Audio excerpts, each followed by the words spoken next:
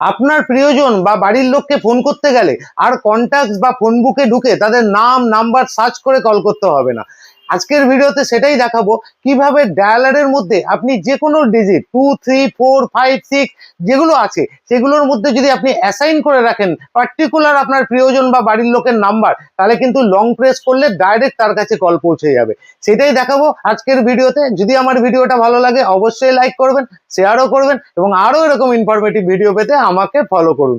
দেখুন, এর জন্য প্রথমে আপনাকে স্মার্টফোনের ডায়ালারে যেতে হবে, তারপরে কিপ্যাড অপশনটা প্রেস করে তারপরে 2 নম্বর অপশনটা যে কোনো একটা ডিজিট, আমি এখানে 2 নম্বর দেখালাম, ওখানে লং প্রেস করে অ্যাসাইন অপশনটা ক্লিক করবেন।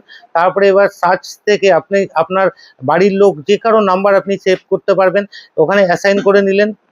আবার আমি 3 নম্বর ডিজিটটা প্রেস করলাম, করে লং প্রেস করে এবার আমি ফোন বুক কন্ট্যাক্ট থেকে আমার বাড়ির লোক মার নাম্বার আমি এখানে সেভ করে নিলাম, অ্যাসাইনে করে নিলাম। এবার আমি এখান থেকে বেরিয়ে যাব এবং ডায়ালারের মধ্যে ঢুকে আপনাদের দেখাচ্ছি। দেখুন, আমি 3 নম্বরটাকে লং প্রেস করলে ডাইরেক্ট আমার মার কাছে কিন্তু কল চলে যাবে। এইভাবে আপনারাও করে নিতে পারবেন যে কোনো প্রিয়জনের নাম।